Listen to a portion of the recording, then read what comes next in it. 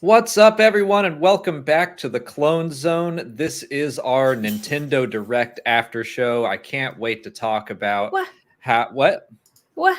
Nintendo Direct just happened. We're here to talk about everything. Game Boy games, they're on the Switch finally. That's what everyone I wants didn't to watch talk it. about, I'm sure. What? Very big news for me that Molly doesn't care about at all. As if you haven't been using your Switch enough lately. I'm never going to see you again. Now Game Boy Advance games are going to be on the Switch. That's a game changer. Hilo's even excited for me. Oh boy. No, of course we're here to talk about the Bad Batch and big day today. It was a double episode, our mid-season. It's weird to just call it like a mid-season double drop. You're used to having a mid-season finale or something, but I like double drop. 2 episodes, yeah. Sounds like what I did this morning. I was gonna make the same joke, and I was like, "It's too early for that." I could see you wanting to. So we're going to be talking about the clone conspiracy and truth and consequences. But as usual, we are not alone. We have a guest today, someone I'm really excited to have on the channel for the first time. Our friend David from Solid Brix Studios. Welcome, David. Hello, hello. So this is fun because I've never had a chance to talk Star Wars with you for the most part. We mostly talk about Star Wars Legos, as you as people could probably guess. That's something you're really into. No. Yeah, I don't even get a chance to really talk too much about Star Wars, even on my own channel. I feel like it's always centered around Lego, which is something I'm very passionate about. But it's nice to also talk about Star Wars, which is another thing that's kind of a big deal to me. Well, it's fun because I don't watch a ton of like other Star Wars lore channels, but I watch your stuff because I like seeing all the new Lego sets coming out. So I appreciate that. Thank you so much. Oh yeah, for sure. I love seeing your reviews, and I think I mentioned last week that I was even more excited to get the Razor Crest when I saw your review on it, and that it was like your favorite Star Wars set of the year. Yeah. I also got that display stand you sent me. Good. I'm not putting it on another one of those like build it yourself Lego stands like I did with the Falcon. That was a nightmare. Yes, I know exactly what you're talking about. Oh my gosh. Yeah. I came in there when he was putting that up, and there were just like huge chunks of the Falcon that had fallen off, and he had like the whole thing in his arms. He was like, "Help." I didn't think that's how that day was going to go. I remember I was living alone when I got the UCS Falcon. It came out in 2017. I was living in my apartment, and I didn't have anybody help me, and I needed to attach that stand, and the set was so heavy that there's no way you could pick it up and attach it at the same time. So I used like these cups. They're Lego cups, but they look like glasses, and I literally used 4 cups and like put the Falcon on it and like maneuvered the stand under it to connect it in. Just wackadoo things. Terrible. Awful. Well, let's shift away from Legos. Like you said, you want to talk about some Star Wars. So what's your relationship like with the Bad Batch as a series? Did you enjoy season 1, and are you enjoying season 2? I definitely enjoyed season 1. There was a lot of good episodes in season 1 too. Season 1, and then season 2 has been going good. I'll be more interested to kind of like see once all the episodes are out, like and fully gauge like everything, because I think the last 2 episodes prior to this definitely kind of had that filler episode vibe, but they were good. Like I still watched them, felt entertained, but like today's episodes were like, oh, now we're talking. Yeah. There's definitely, we're kind of the same way, where I don't like to use the word filler because I do think every episode is going to give us something in the vein of character development, or yeah, like you said, at the end of the season, we'll be like, oh, that's what that was about. But there are definitely standout episodes this season. Yeah, funny enough, on my YouTube channel, the most popular Lego creation I've now made is based off the Bad Batch show. Was it the Darrow? Yeah, it was Darrow. Yeah. I made that mountain with the inner base in it, and oh my god, love the way it came out. But it blew up and went viral on my YouTube channel with like 8 million views, which is just absolutely insane. That's awesome. It's huge. It's massive. Yeah. I was so sad to take it apart. I was about to ask, like, what do you do when you I couldn't even imagine taking that apart. I don't want to take apart small sets that I build. I just like gingerly place them in a Rubbermaid container, and I'm like, maybe I'll bring you back out. We're getting to the point now where like I'm having to start putting them up, and you don't want me to put them up because I will throw them in a box and throw them in a closet. We have like Lego Christmas houses, and Molly just kind of like put them in a box. You didn't break anything. You put them in there, but I was like, that's just how we're going to store this all year. Well, you insist on keeping the booklets. So like if something breaks on it, we can fix it. Yeah. Do you keep the booklet? I don't want to get too deep into Star Wars Lego stuff, but do you keep the booklets? Molly went to throw away one of the instruction manuals, and I was like, are you insane? It was for the bonsai tree. And I was like, this is safe on a shelf. I'm not planning on taking it apart. I don't know. You don't know. You don't know what's going to happen. You're right. You're right. I see a lot of people keep the instruction booklet simply to keep track of what they have. Like sometimes like sets will go in a bin and you don't know, and you accumulate. And so if you have the instruction booklet, you're like, oh, I do have that. I don't need to go searching in the bin. So that's another way you could look at it, is like it helps you keep track of what you have. Yeah. Well, I've got one last Bad Batch general question before we get into episodes 7 and 8. Who's your favorite member of the batch? It's definitely a tie between Hunter and Echo. That's it. Those are two I don't hear as often.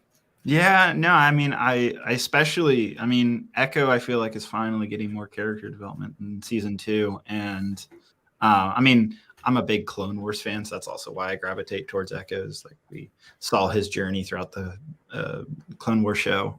So I don't know. And then, but I also like Hunter's dynamic too, with like Omega and all that. So I don't know. I really couldn't choose, but between those two, maybe I'm leaning more Echo. Okay. Well, I mean, today was a good episode for him. How are you feeling about how it ended? Good. I just hope this isn't like, it's not going to be till like, I hope it's not till like the end of the season, another like 6 episodes or whatever's left in between the season finale. Hope it's not that long until we see him again. I'd love to see just like Echo and Rex as like a 1 episode. That would be really cool. So hopefully that comes. I think that makes sense, especially we've had 2 episodes now this season that did not feature the main team. We had the one with Crosshair and Cody, which he's a member of the batch, so that counts. But today, episode 7, no Bad Batch. It was all just setting up stuff with the regs, which I really enjoyed that. I felt like I was watching a Clone Wars episode, honestly, for episode 7. I was just like, yes. Yeah, it felt like a little mini arc. And opening it up on 79s was really fun. It puts you right back in that kind of cloak and dagger conspiracy vibe, because the last time we were there was a clone conspiracy happening, and Fives was trying to desperately pass information along. I actually saw the titles, and I actually like, maybe I should go watch the season 6 beginning little mini arc of the conspiracy episodes with Fives. And I did that last night. And so it was a perfect thing to watch to get prepped for these episodes this morning. That's awesome. Well, we watched them probably like a year ago at this point. I can never keep track of where we are in that rewatch, but but that was fresh enough in my mind that I was like, yes, this is good Clone Wars stuff. And having Chuchi back. Oh, I know. Oh my God. I almost got like teary-eyed seeing like her again, because like her and Rex see each other again after like, I mean, I think it's 15 years since that episode came out. Like it premiered in 2008. I think it was episode 15. It's season 1, yeah. Yeah, Trespass. That was just insane to see. And so that was bringing back some nostalgic and kind of emotional things for me.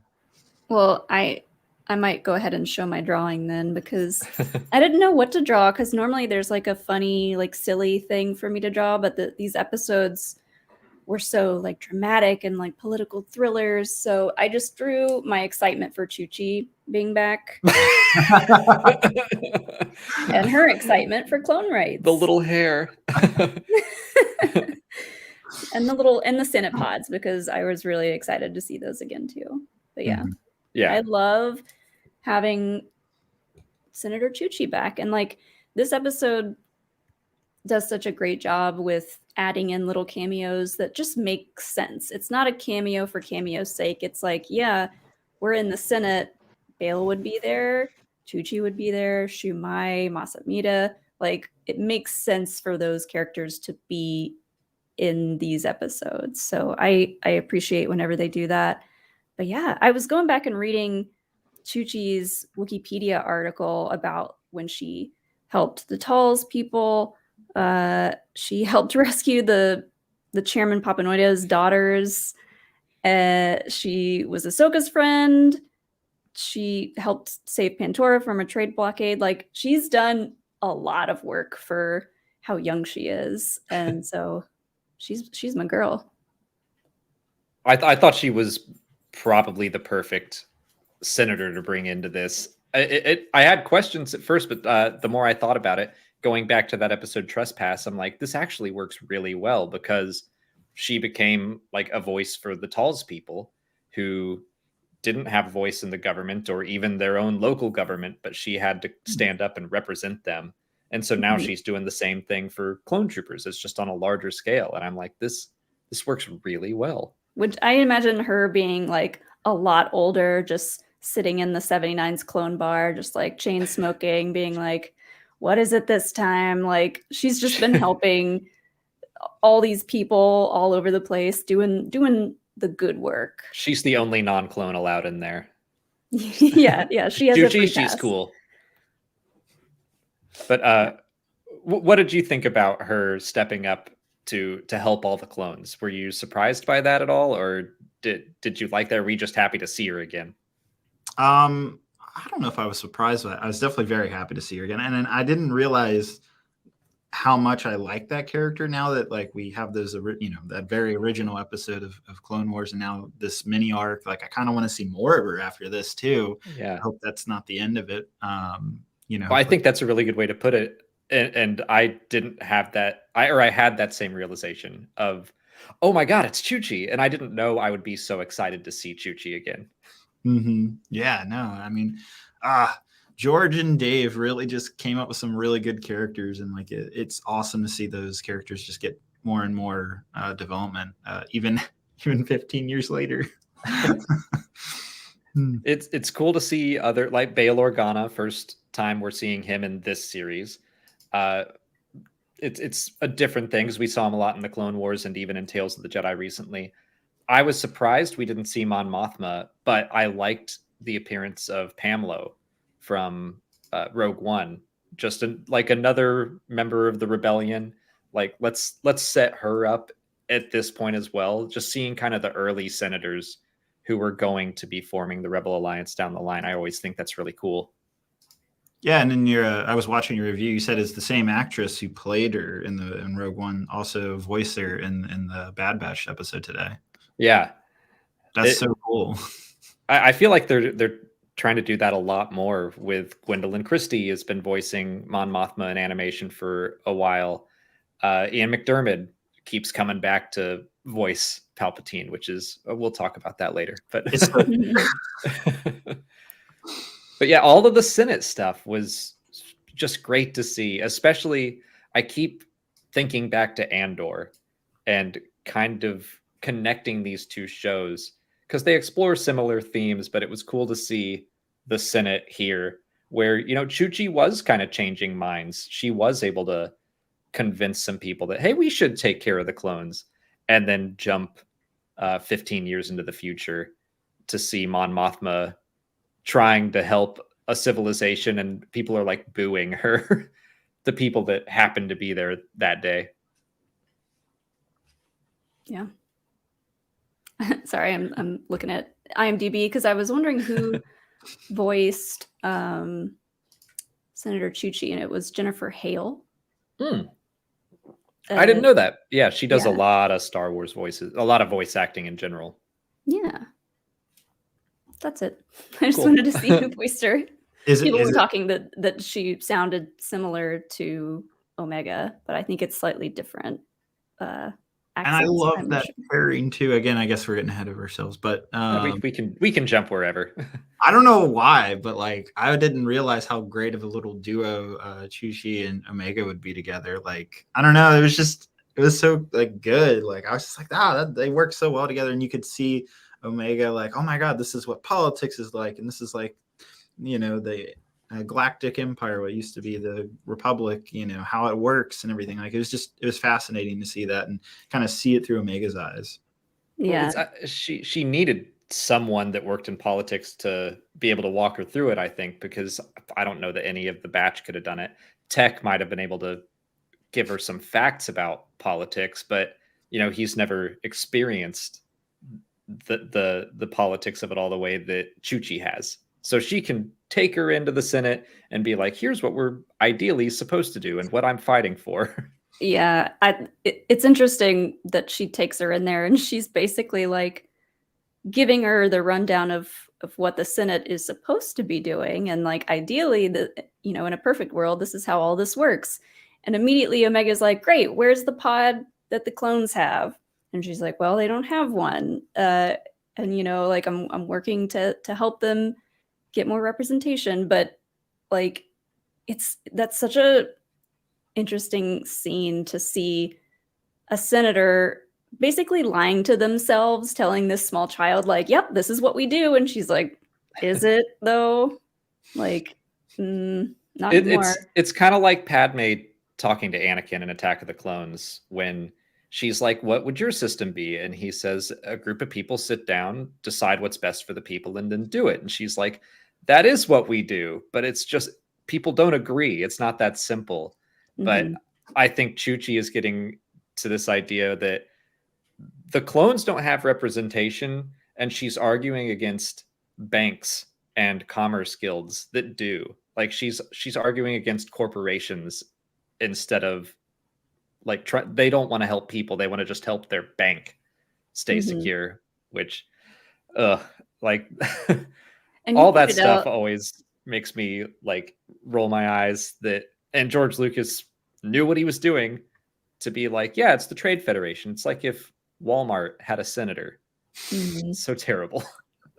Well, and you pointed out that Rampart had his own pod in there, and he's fully in a military uniform. So we're already starting to see how they're just kind of merging the Senate and the military into what we'll see in the original movie.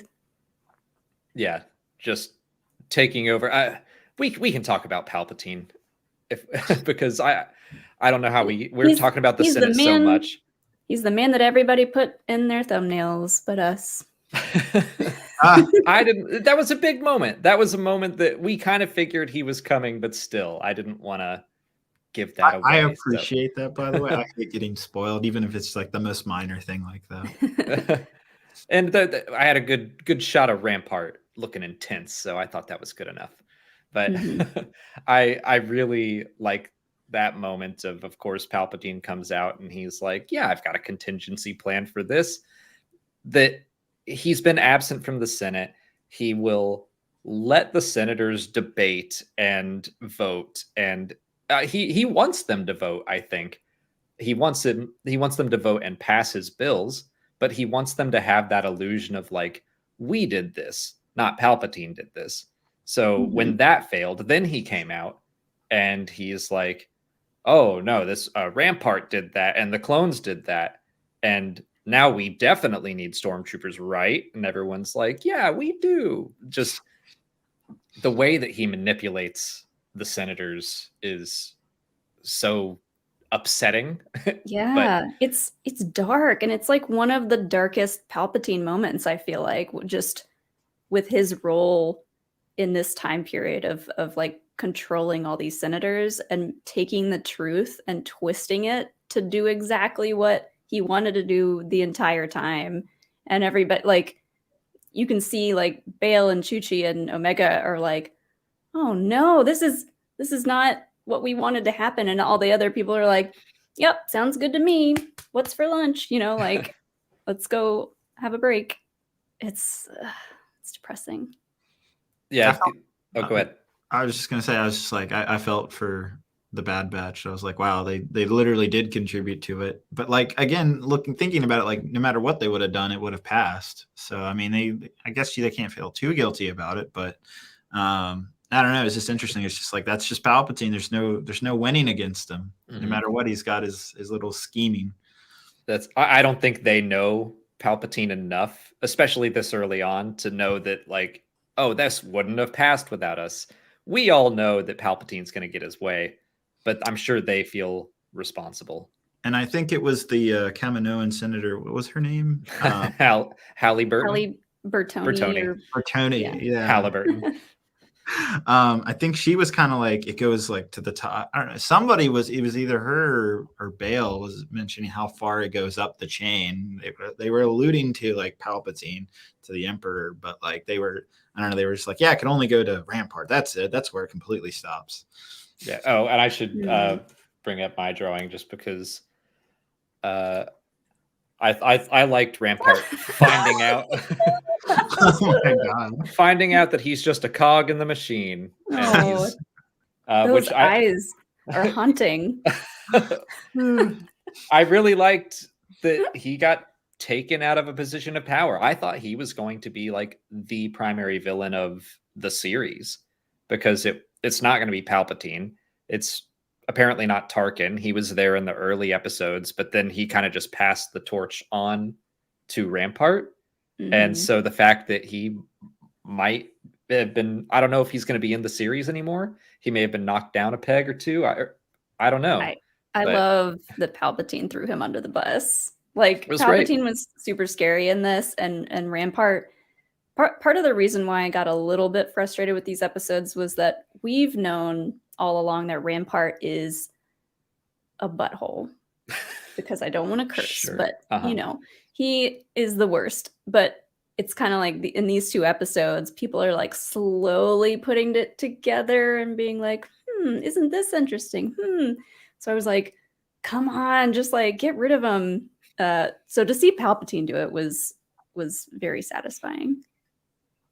It's perfect because I think it was Bertoni that said Rampart thing, or she says that not Nalase, Lama Su thought that he was so important to the Empire and they would never replace the clones or the Kaminoans. And then she was like, no one's important to the Empire except for the Emperor. And Rampart thinks he's important until he realizes he's not. So that was that just shocked moment of like, wait, what? Yeah. I wonder who Crosshair is going to be reporting to now. Because hasn't he mostly been working with Rampart? Well, we've only seen the one episode, but yeah. Yeah. And I guess in season 1. I always wonder where Crosshair is. I know. Yeah. I was hoping to see him in these episodes. And like what he's thinking about all this. I thought that sniper was Crosshair for a second, but then I realized that doesn't look like his armor. That's definitely not his helmet and all that. And I was like, why would he be wearing different armor? So it's like, I was assuming it would have been a bounty hunter of some sort, but I was completely off there. That took me by storm. I loved that. Yeah, they did that on purpose because, like, he's wearing this like weird mask, and then in the hologram he's got like a voice changer going on. So you're like, oh, this is obviously some kind of bounty hunter. But Alex pointed out when we were watching it, because I was like, oh, is that Crosshair? Did he get a new helmet? And Alex goes, well, he would be hitting the targets if that was Crosshair. And I was like, this guy's not quite as good. All yeah, right. Crosshair doesn't miss. That's kind of his thing. But I do think they were trying to make us think that. I went on the same journey. I was like, but is it Crosshair? And then I was like, you heard his voice. I was like, oh, no, I guess it's just some bounty hunter that Rampart hired. So what was your reaction to it being a clone trooper? Oh, that I was shocked. At first I was thinking, I still didn't believe it even. I was like, oh, that's I don't know what the alien species in Star Wars is, like the shifting. Oh yeah, like you see that type of bounty hunter changeling, too. Yeah. So I was thinking it was one of those type of bounty hunters, and then it actually was a clone trooper, and I was just like, what? What? And then just all that. Sorry, Claudite. Whenever someone says something and I just sit there like, oh my God, I can't remember. Claudite. That's what Sam Wessel is. Okay. I didn't know that. That's really good. That's some good lore. I'm out of practice. Do you remember her gun, her ship? No, do you? No. I remember Leanna Walsman plays her. I know the number 212, I think, is in her gun somewhere. That's all I got. But I guess that's kind of what okay, so I kind of broke the rules here. I didn't sketch something. Oh, that's okay. I was wondering. I was wondering if you were going to do this. Oh my god! No way!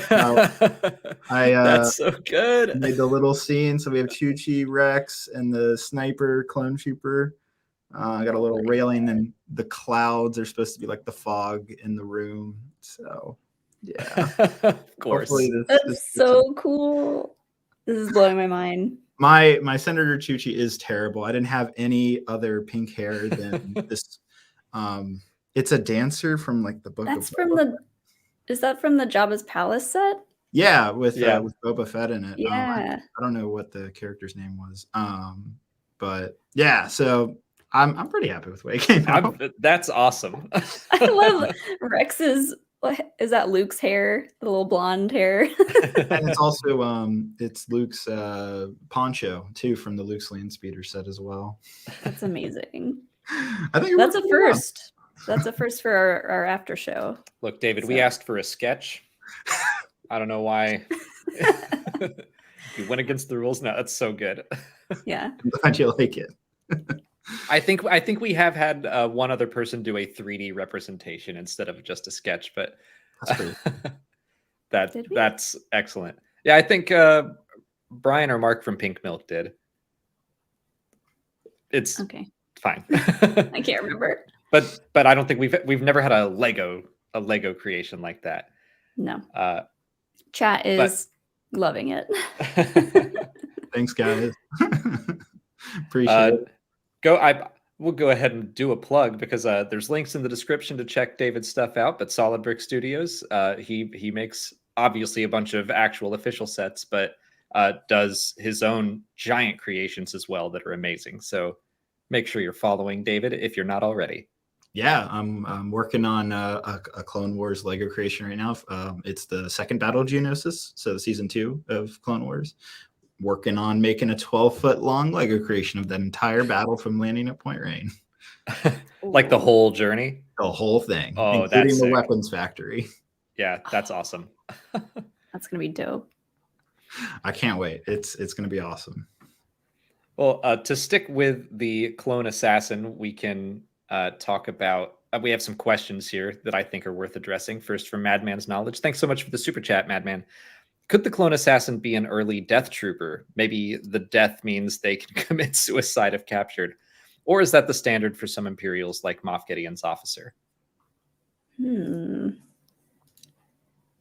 think you had that idea, Alex, that maybe this was the start of some of the death troopers, and the fact that, like, he said, like, his identifying numbers were wiped, and Tech was like, I've never heard of that before. So it is something new.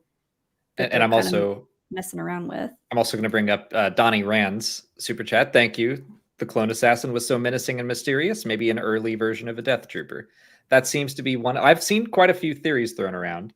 I have my own, but I'll throw it to David. What do you think this new type of trooper is?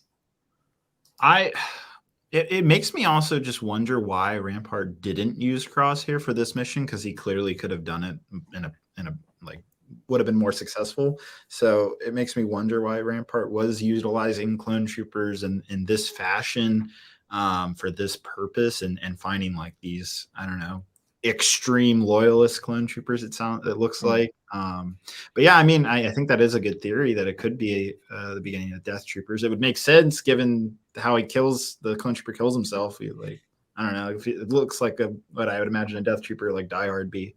So.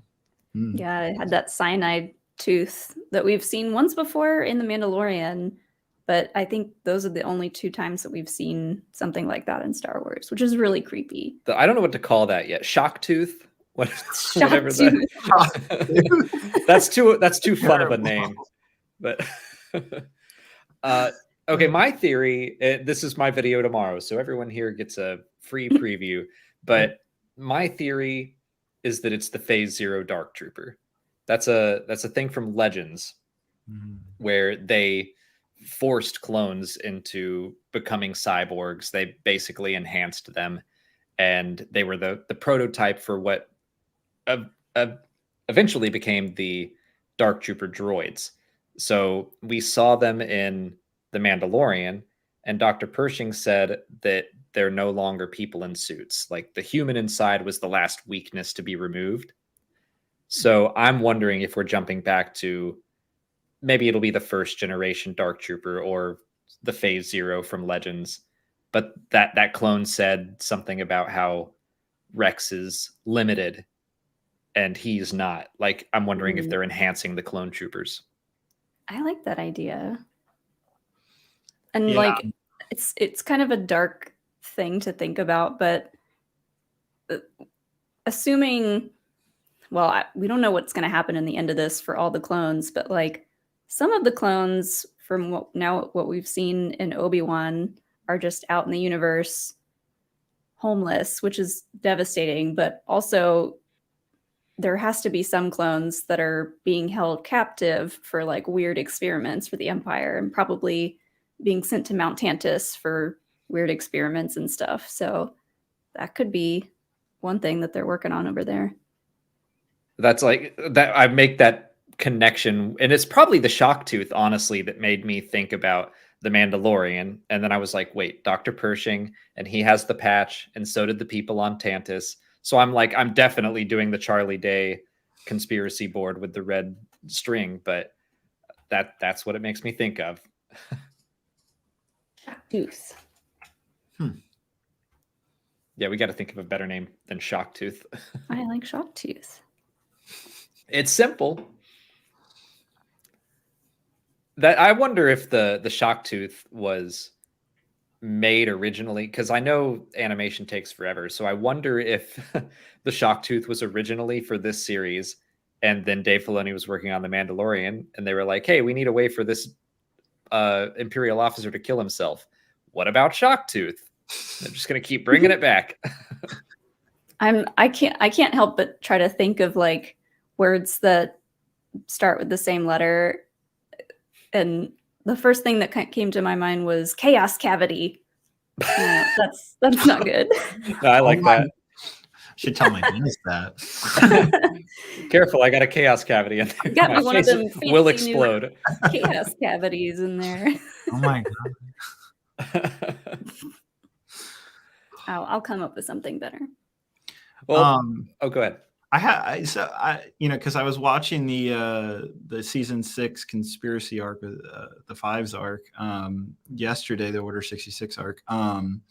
That garage that Chuchi and Rex are in, and Rex makes a comment like it's from my friends, but I also noticed it looks very similar to the same garage that Fives went into that he got killed in when he trapped Anakin and Rex in there. So like, is that the same place? Like, I'm wondering. I don't know. It's such a small little thing, but well, I'm pretty sure that is Trace and Rafa's garage. That's what I thought. Is that what we're talking about? Okay. But I mean, it's probably a reused model or set of some kind that they made. Like, you might be on to something. They might just have made Trace and Rafa's garage like, let's just reuse that set where Fives died because we didn't use it much. Yeah. I like Taser Tooth. Taser Tooth is good. Mortal Molar that you pulled up a second ago is also funny. Oh yeah. Mortal Molar, Murder Molar, Taser Tooth, Deadly Dentures. These are gold. The alliteration is very good. That was the word I was trying to think of. Yeah. Molly, you brought up the clone that we saw in Obi-Wan Kenobi, and I think that's probably, unfortunately, where like the fate of clone troopers is headed. Do you think there's any hope for clones to come out of this okay, or was Palpatine, was his little speech like the end? Was that the final nail in the coffin? Well, it's hard to say, because what's interesting, and this has obviously been happening this whole time, but like the whole Order 66. So sorry, but killing filling is also very funny. The whole Order 66, good soldiers follow orders mantra thing, that seems like it's almost completely worn off for a lot of clones. And they've all kind of been brainwashed since they were created to do this one thing, and they're just now being told that like, oh, you're getting older, you're gonna be phased out, and they've never had to think about that before, which is what the clones talk about in the club. And so they don't have any family, they don't have anywhere to go, they don't have anyone to help them, except for now poor Chuchi is like trying her hardest to help them. But I don't know, like there's a lot of clones out there, and we keep bringing up the possibility of a clone uprising, which could happen, but that would also probably end on a lot of clone death. So I don't, if maybe they pile them all on to some ships and ship them out somewhere in the Outer Rim. I don't know. It's sad to think about that, like either way, however this goes down in the end, like a lot of clones are probably going to die or end up being experimented on. That's so true. I was hoping that they would. I hope it's not that grim. That You're right. They have each other. You're right. I hope that they find something, but I don't think they're going to get any help from the government. I don't think, as Chuchi said, she's not going to give up, but I just don't have a lot of hope for that avenue. I'm telling you, she's going to turn into this like rugged G.I. Jane, chain smoking. Like she's going to get real. She's going to be like, you know what? The Senate is full of crap and I'm done with it. And I think she's going to team up with Hunter, get her own little bandana and join the Bad Batch. Why not? There we go. Oh, that'd be kind of nice. What if every clone joins the Bad Batch at the end? They all pile onto the Havoc Marauder. And the Bad Batch and the Regs, they find some common ground and they all live happily ever after. What if Camino is just destroyed now? Like I asked you this earlier, Alex, but like, are there any other places on Camino that are habitable, or has that all been destroyed? The way I heard what they said was all of the cities are gone. I thought they said, I feel like Slip and Cade at the start of the episode said we blew up Tapoca City and the others or something along those lines. I think they just wiped out Camino. I'm sure the ocean is still there, but I don't think anyone lives there. Because I was thinking the clones could they probably don't want to go back to Camino, but like they could go find an abandoned planet and it would basically be like Boston and The Last of Us, where they just like hold up and no one can come in. There's a big wall and they're like, nope, this is our planet now. Wasn't there that abandoned like Camino facility that like it was where Cad Bane and Omega were at in season 1? What if there's like just another one of like facilities, or it looked like almost like a mini little Camino city, Tapoca City, that was like in I don't know where that was. That one was like, floating. Yeah. So we know there's more of these outside of the Kaminoan world. So, still a possibility there. But I guess the whole point of them getting out of being in the military, being this army, is so that like they can have lives and be people, and be, Cutler Queens. Yeah. Yeah. It's really interesting seeing the clones kind of fighting back against that and resisting that change, which I totally understand. We were kind of talking about this right before we started the stream and we were watching the episodes, but that one clone is just like, I just want to stay a soldier. Like, can you help me do that? That's from birth. They were thrown into training and they were told they would be soldiers. And then that other poor clone is like, we were never told to think about like our future. Mm-hmm. And so, and on top of that, they're like 13 years old, really. Yeah, they haven't been around for very long, but they're already aging out of their profession. And they're like, what are we supposed to do? Yeah, they're shoving a bunch of teenagers out into the galaxy and being like, well, good luck, I guess. It's so tragic the more you think about it. I brought it up before, but I still wonder if Filoni ever really thought about like the fact that you're going to have to show one day what happens to all the clones because we don't see them anymore. And there was a bunch of them. And maybe he was like, probably not. It's fine. That's a problem for future Dave. Yeah. We still don't know what's up with Cody. I was expecting to see him in this mid-season finale arc. I was expecting Cody to pop up at some point. I thought it was going to be Cody that meets up with that clone trooper, actually, and it was Rex. So it really makes me intrigued. And like, where did Cody go? Yeah, Rex has gained this kind of mythological status. It sounds like from clones, where Slip was calling him up and he was telling Senator Chuchi, like, I've talked to someone who can make me disappear. And so that's Rex. So you'd think maybe Cody knew about Rex as well, or maybe they got in touch. But it seems like Rex is just all alone out there. Which, not anymore. He has Echo now. Right. Yay. Which I was so sad to see Echo leave the Bad Batch, and especially to leave Omega, because she like really connected with him. She connected with everyone, but specifically the past couple episodes, I feel like they've been bonding a lot. And she was like they all knew about it and were like saying their goodbyes. And she was like, what? That was really sad. But I feel like earlier in the episode, we saw Echo kind of talking to Omega about being stranded on, what was that planet's name? Skeko Minor? Oh, yeah, when he was stuck there in the Clone Wars. Yeah, so he was like, I don't much go for the solitary stuff because I was alone for so long. And he was talking about just like going where he felt like he was needed. And then when Senator Chuchi said that she needed someone to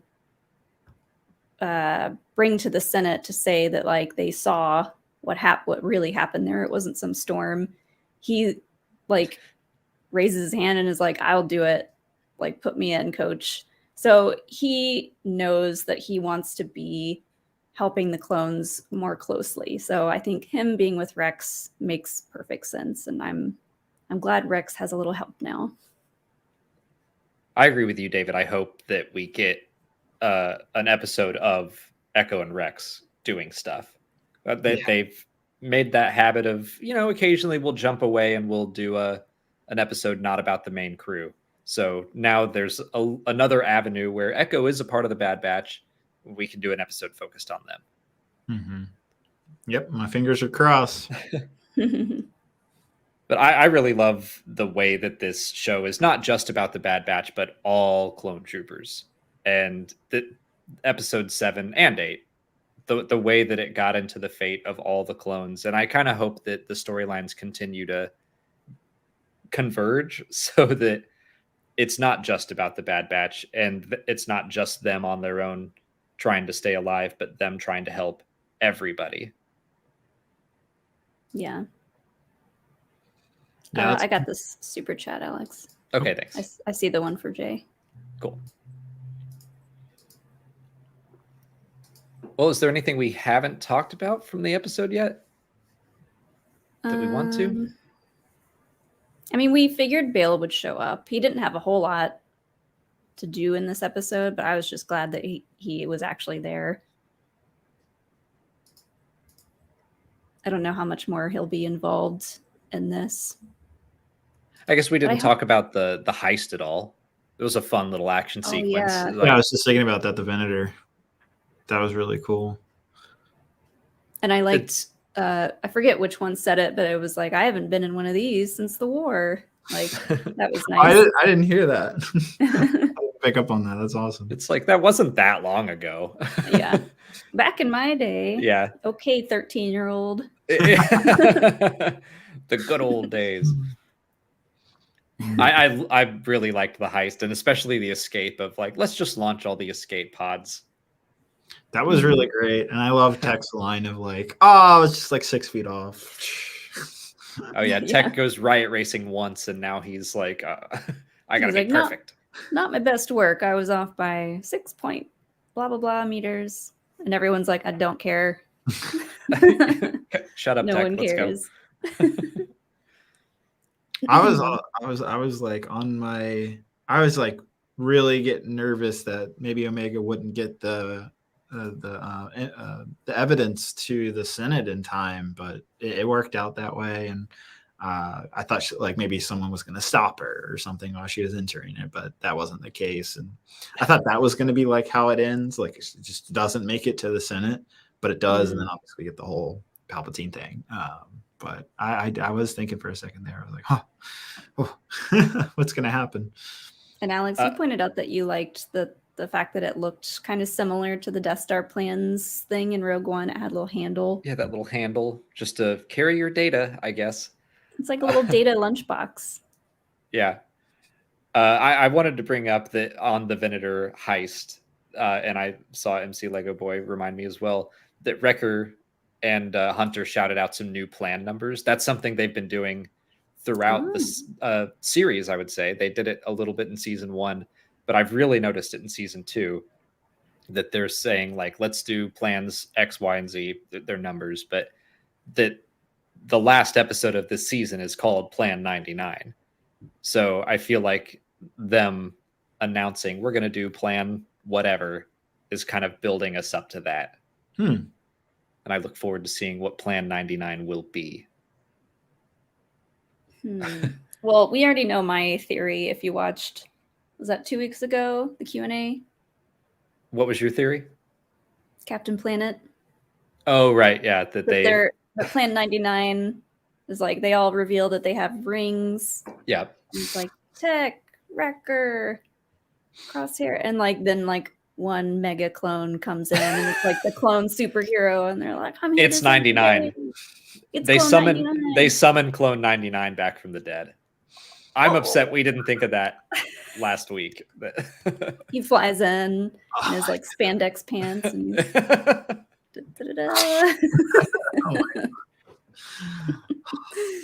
that's it. We can all go home now. Yep. That was Molly's idea. Oh my God. My idea is just that it's a plan that requires Crosshair. And I'm hopeful that they... How do you feel about that? We didn't get any Crosshair in this episode, but are you hoping that Crosshair rejoins the team at some point? Or do you think he's going to stay separate? I personally hope that he stays separate, but I want him to have some type of redeeming thing towards the end of prior to his death or towards the end of his character development, whatever it might be. I just want something to redeem him at the very end of things. Not classic Star Wars. Yes. Classic Star Wars. And so I'd like to see that with Crosshair. See, when we were talking about Death Troopers earlier, my original guess for Crosshair's fate was that he would be the first Death Trooper and he would not be redeemed. And I kind of think he should be. I'm still kind of wavering on that whole thing, whether I want to see him redeemed or not. But that was my guess for Crosshair's fate, was that he would become a Death Trooper. I think he's going to do something eventually. I'm hopeful that he doesn't do something good and then die immediately, just because I feel like we've seen that enough. But I don't know. I'm just bummed we didn't get him in these episodes, but it's okay. I just miss him. Like, his episode 3 with him and Cody was so good, and I want them back. This is a good point. I forgot about this, that Rampart and Crosshair are the only ones that think or know that the Bad Batch still exists. Everyone else thinks they're dead. That is a good point, because I kept thinking that there would be some comeuppance for Crosshair, that he would have, like, obviously he lied to Rampart, I would guess, and say that, no, yeah, the rest of them are dead. But he never approached Crosshair about that, so I don't know. Yeah. Did anyone else get really nervous when Omega was just walking around the Senate building with a little poncho on? I was like, she's just talking to Rampart. It's fine. And like, I know giving Rampart, him the stink eye. I know Rampart doesn't know, who she is exactly, but I was just like, oh my God, this makes me so nervous. And when Chuchi asks her, can you keep a secret? I yelled. I was like, no, probably not. She's a child. Don't tell her secrets. And then when they were talking to the Bertoli lady, she's just like, I'm a clone and blah, blah, blah, blah, blah. And I'm like, Omega, please stop. I want to know what Hunter would have done if he were in that room. Just like, Omega, stop. Luckily, I don't think that Kaminoan senator gives two hoots about who she is or whether or not she's a clone. But yeah, I was like, Omega, please be a little more stealthy with your talking and your information. The entire last season where everyone was hunting you down? Yeah. But it all worked out, I guess. Well, I was definitely worried about that too. I was like, oh my God, why? No. Well, we are just about at an hour here. I scrolled back up because someone had a question specifically for you, David. Leftist Hominid. And it's really just getting you to weigh in on a stupid debate that Molly and I have. I did. Okay. So if you have a beard and a mustache, do you think that you have a mustache or do you have a beard? Like, okay, I would personally consider this as a beard. I wouldn't say I have a mustache. Brasso, he's got the beard going on, but it's like this style beard, and then he grew out his mustache like thicker, from what I could tell. And you're going right down the middle. You're being very political here. It's a thick mustache with a beard is how I would classify that. That's a lot of qualifiers.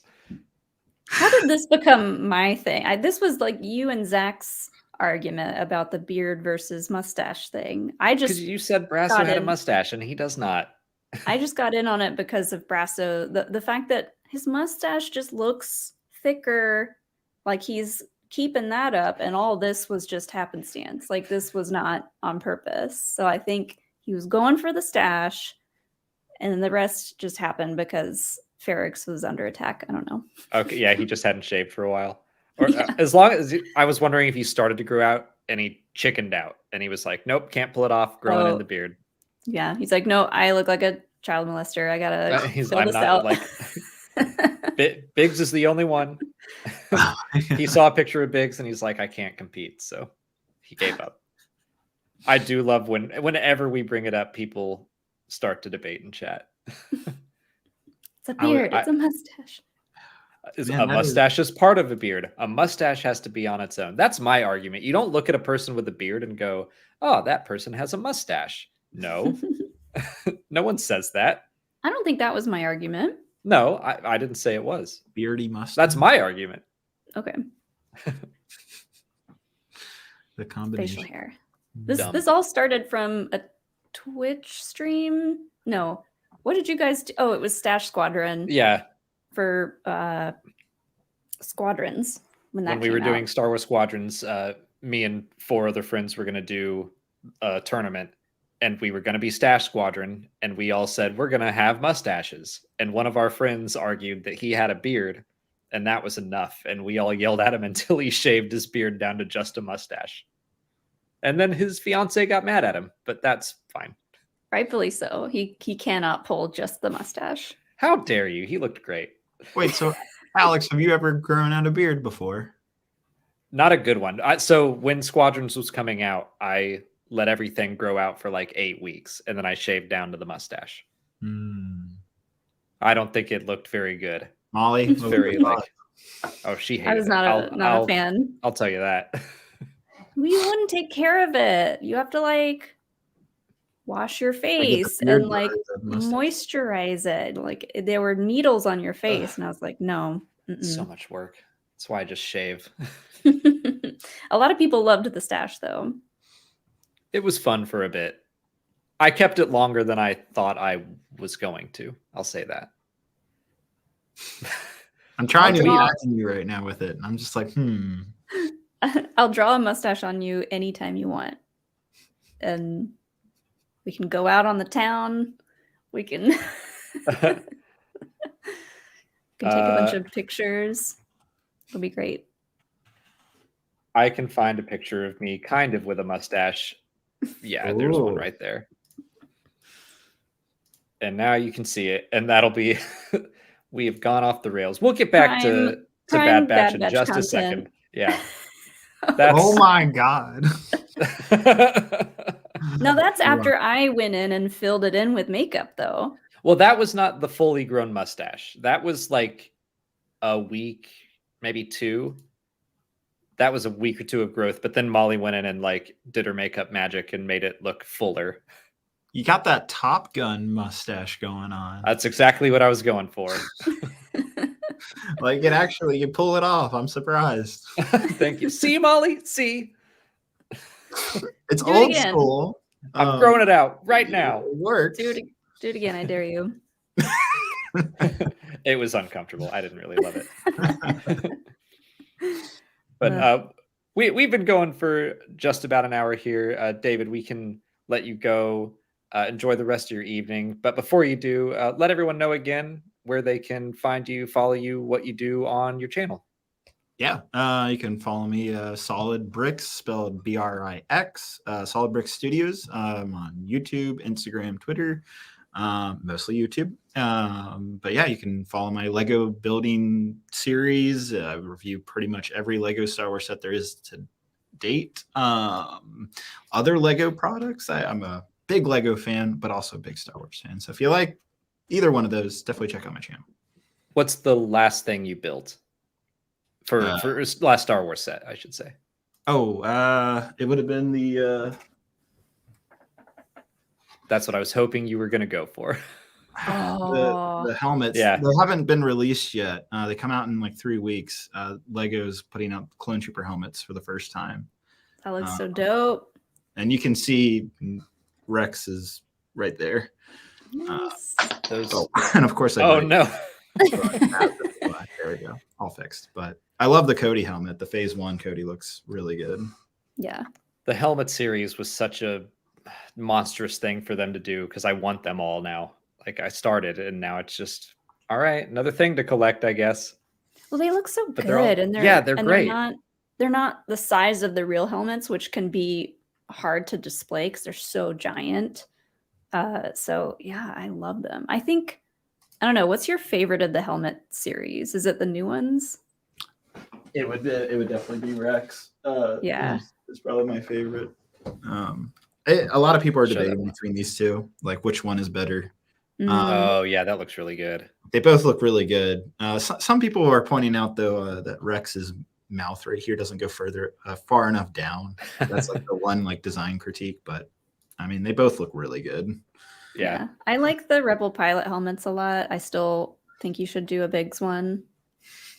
I will at some point. I got 2 of the Luke helmets so that I can modify one into a Biggs, but I'll do that someday. There's a rumor that we might, I don't know anything, but we might get a Ultimate Collector Series Venator later this year. Ooh, hashtag what? Scoops. No, don't say that. It's not going to be as big as the Star Destroyer, is it? I don't know. It's going around. Wait, those are like white and red, right?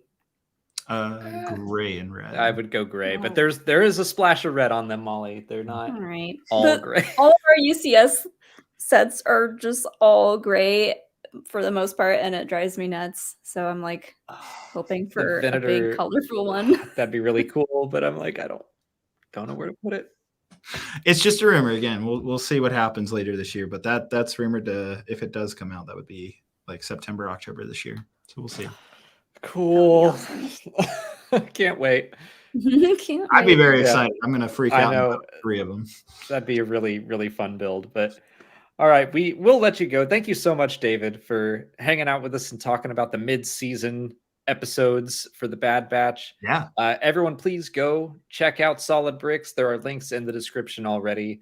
And just great Lego content. If you watch our Lego live streams, like perfect companions, a real expert is here to.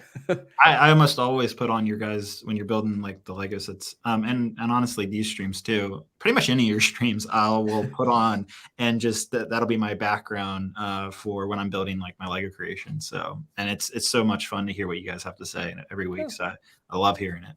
Thanks. Well, I'm so glad to have you on an episode. That was just a blast. Yeah, no, it's awesome. Thank you both for having me. I really appreciate it. Anytime. Thanks for coming on. Yeah. Thanks, well, have a great rest of your night. Yeah, you guys too. See you. Bye. Bye.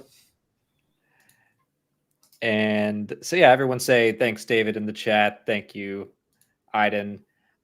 We are going to jump into some questions now. Hold on. I started this because I wanted to bring it up. The clone zone, more like the stash zone. Anyways. Yeah. I like that. I'm all about it.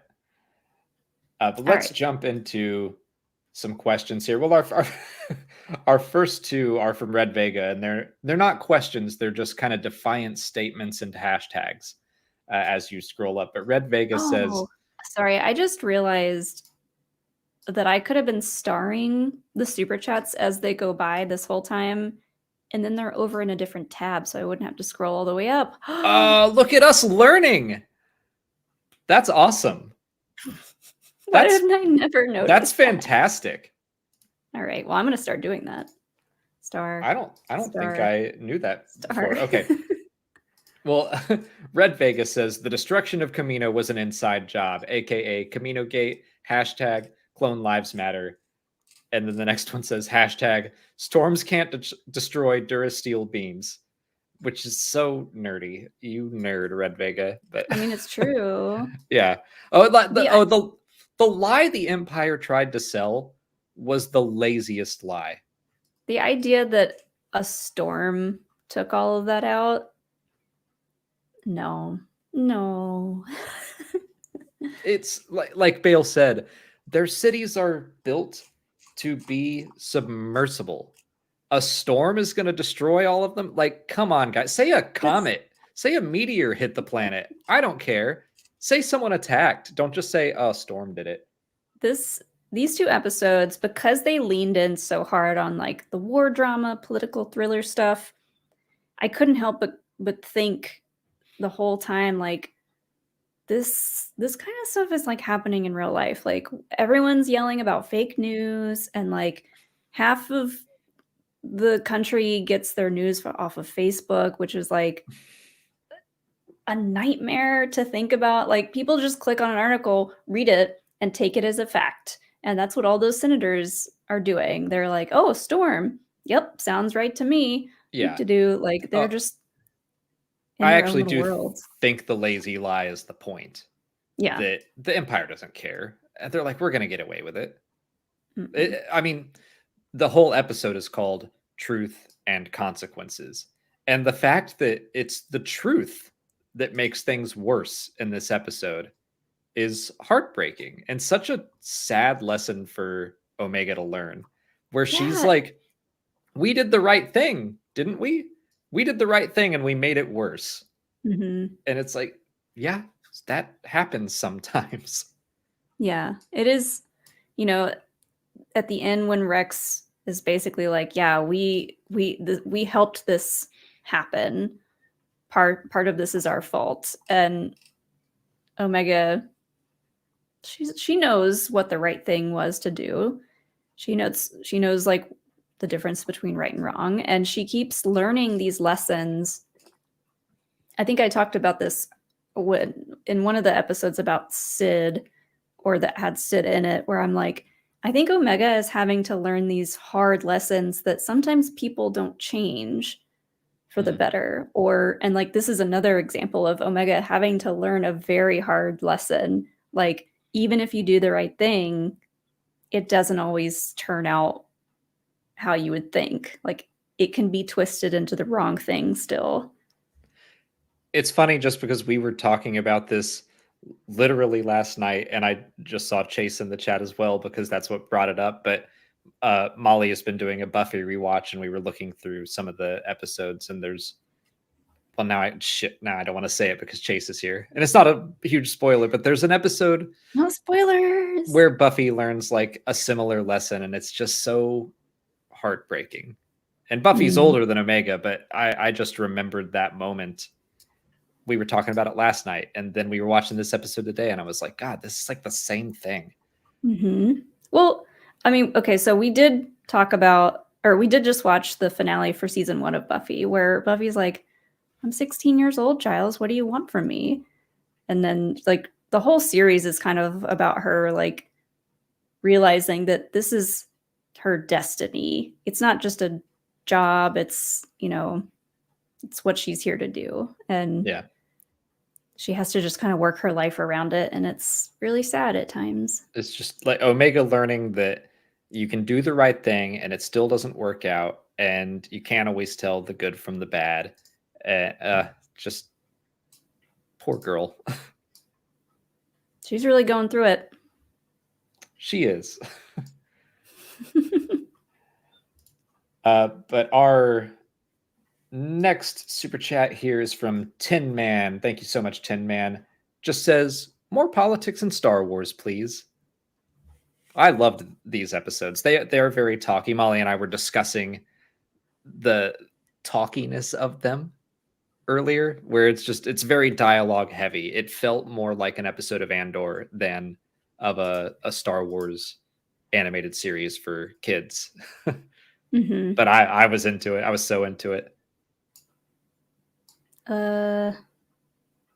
Sorry, I just went through and starred all of the super chats so that I can pull them up. Yay. Okay. There we go.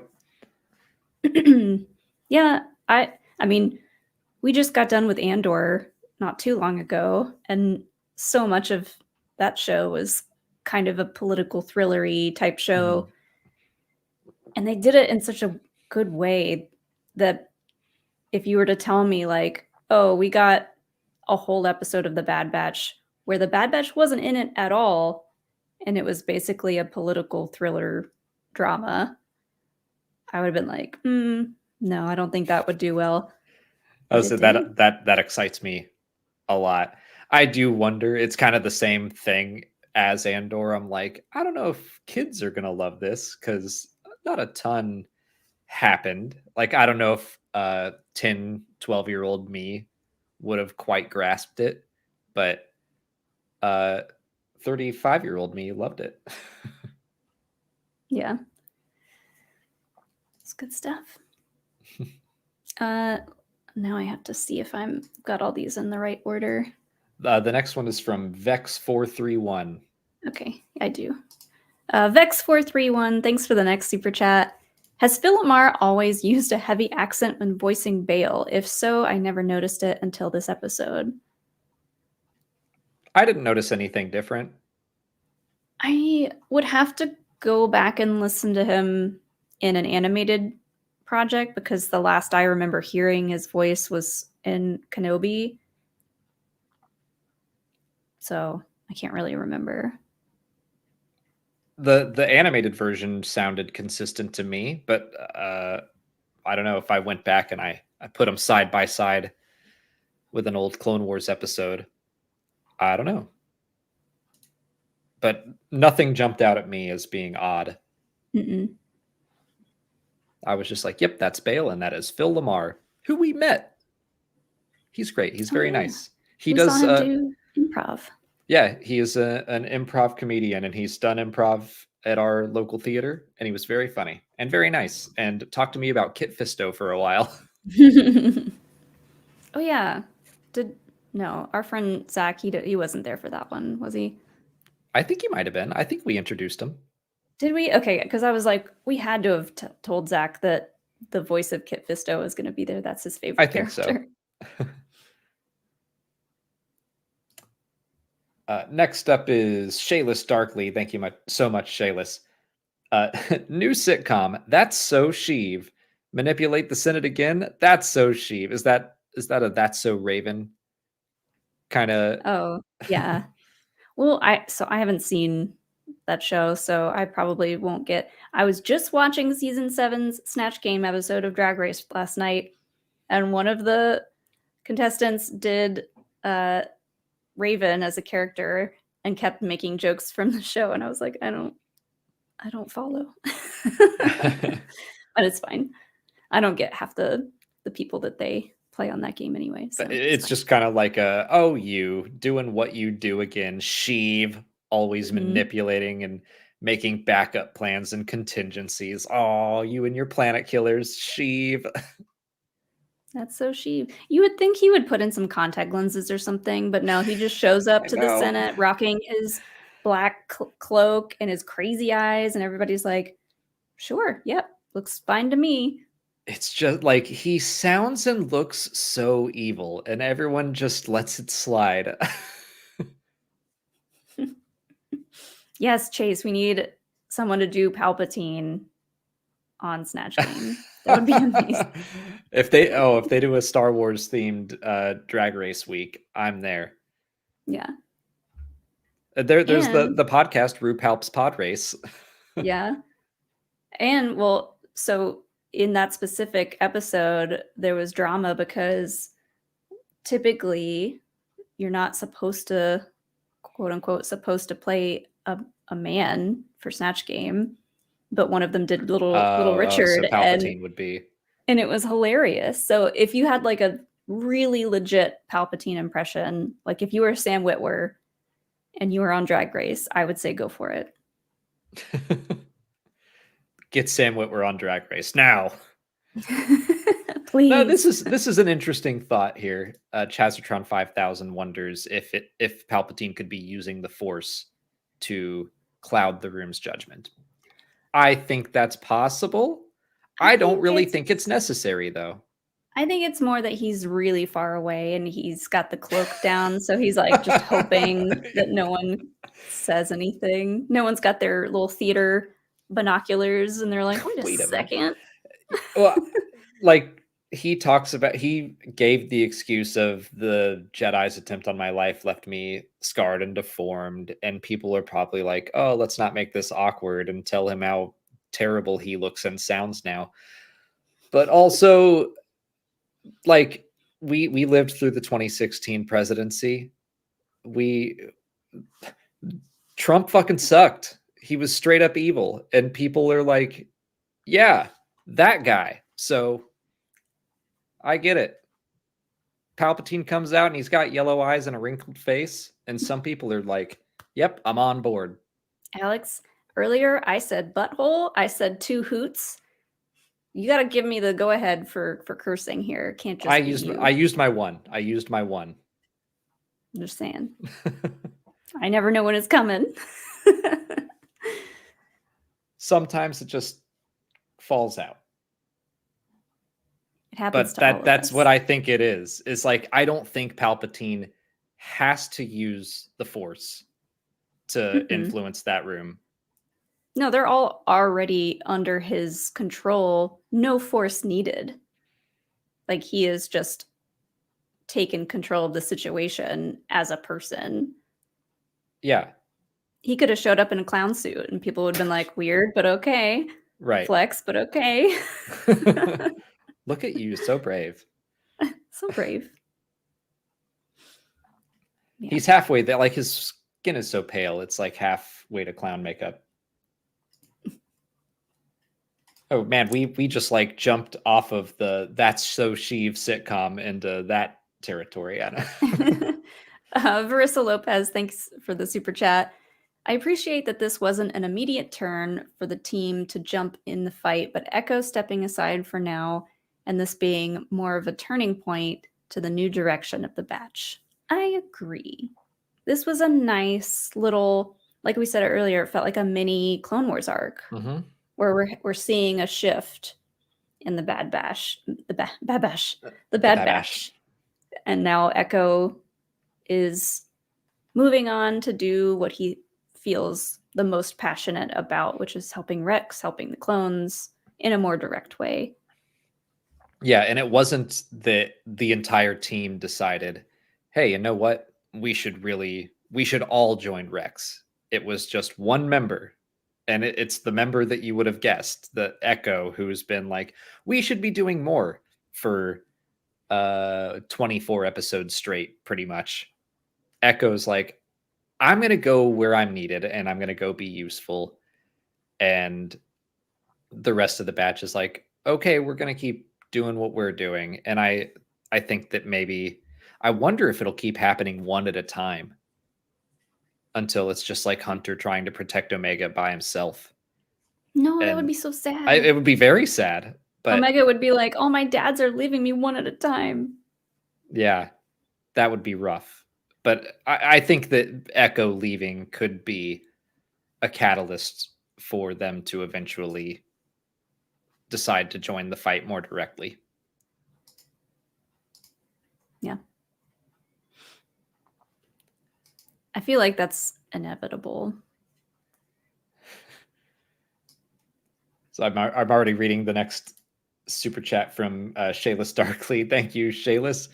I hear you need a lawful good dentist to fill a chaos cavity. I feel like I know just enough of Dungeons and Dragons to make me laugh at that. Now I'm like, okay, Chaos Cavity should be my drag name.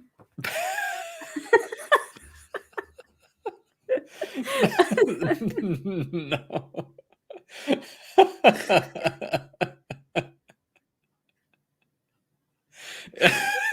You happy with what you said?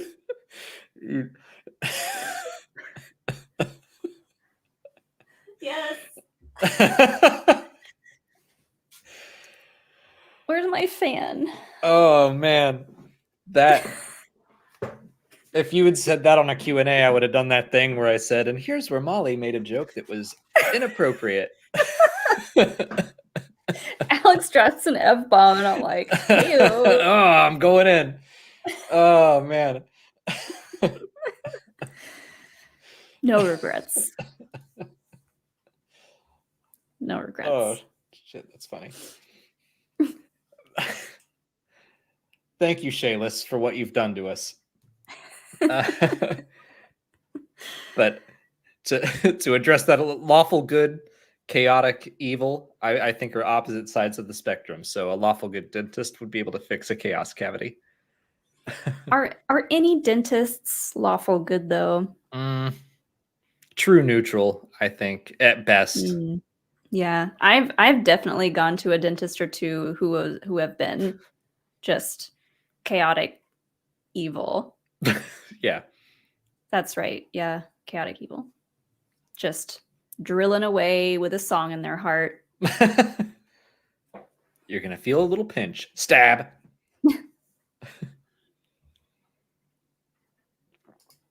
All right. Let's move on before Let's we get try the to giggles recover again. Red Vega, thanks for another super chat. Chuchi is a nickname for my dog. Doggy in Spanish. Oh, that's really cute. That's cute. Interesting. I know Perro is, I'm so bad at rolling my R's, but Perro is just Perro. dog. So Perro. I can't do it. That's all right. I can't. I've never been able to do it. You sound like you're trying to growl. I don't know how else to do it. You sound like a cat coughing up a hairball. Oh, we've lost it already. It's not even, it's 7:20. It's not like it's late. But that's super cute that's a nickname for your dog. That is very cute. I've got Jay Sarian's first super chat here. Well, I thank think you, they Jay. sent it in again. No, it's different. Are you sure? The one right underneath it? Is that just like a more yeah, okay, typed out version? Yes. But thank you, Jay, so much. Thank you, Jay. Seeing Omega get interested in politics made me think if we can see her become a politician to help others like clones, oh, that'd be nice. In Mando season 3, we go to the New Republic and she'd be about 30 years old. I don't want Omega to be a politician. Yeah.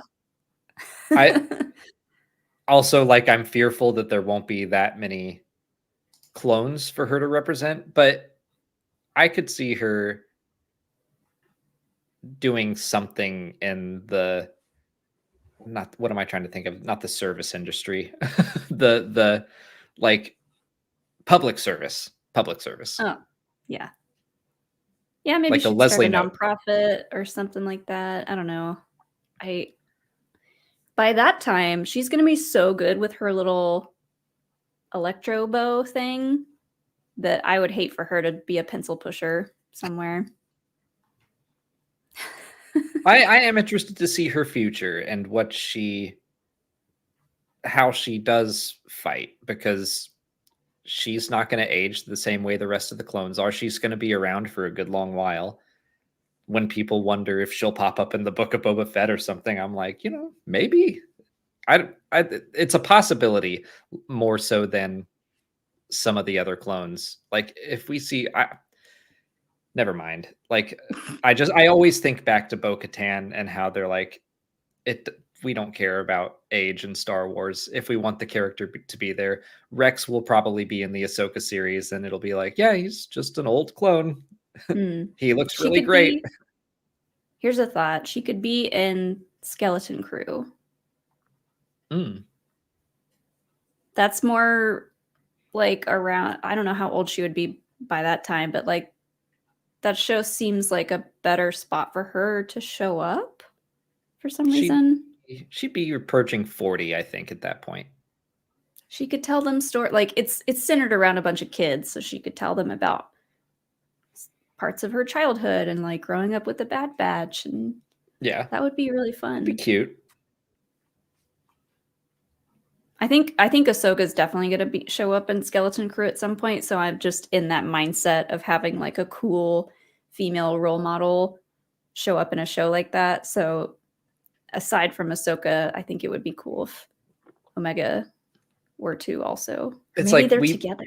And we've only ever seen Omega as a young girl, so in my head she would fit in very well with, even if she's 40, she would be a very fun presence for a bunch of other young kids in the galaxy. Yeah. She's getting a similar treatment that Ahsoka got in the Clone Wars, where Ahsoka got to learn a bunch of lessons from a bunch of different Jedi. She was Anakin's Padawan, yes, but like we saw her grow up and learn all these great lessons from these great role models, and like we're seeing the same kind of thing happen now with Omega. I really like that parallel that you've brought it up multiple times, but Omega is getting education from people who aren't just, aren't just Jedi, because now she just met Gunji, so she got some education from a Jedi youngling / Padawan, but now she's met Chuchi, she's met Yana, she's met Sid and Fee. She's getting education from a huge variety of people. Yeah.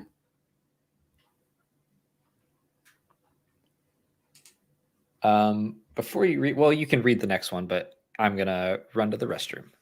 Okay. I'll be right back.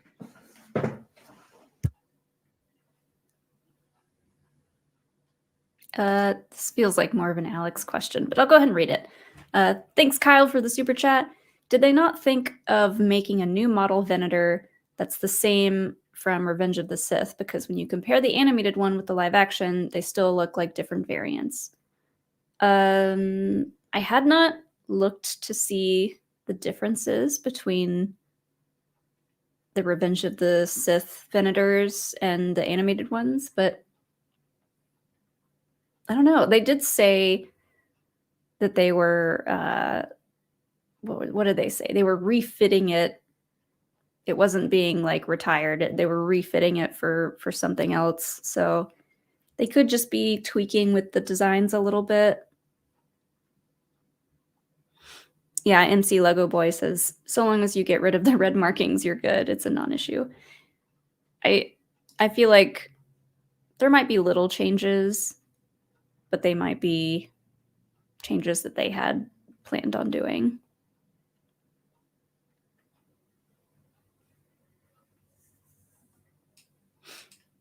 Let's see.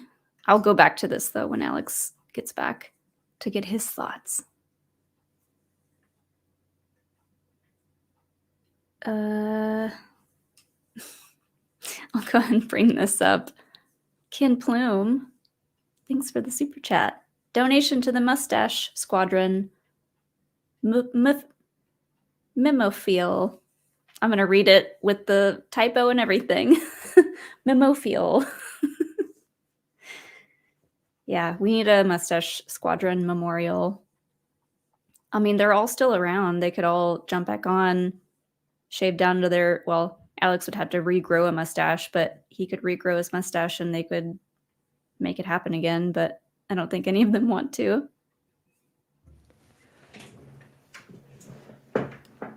I'm back. What are we talking about? Do you think there should be a Mustache Squadron reunion?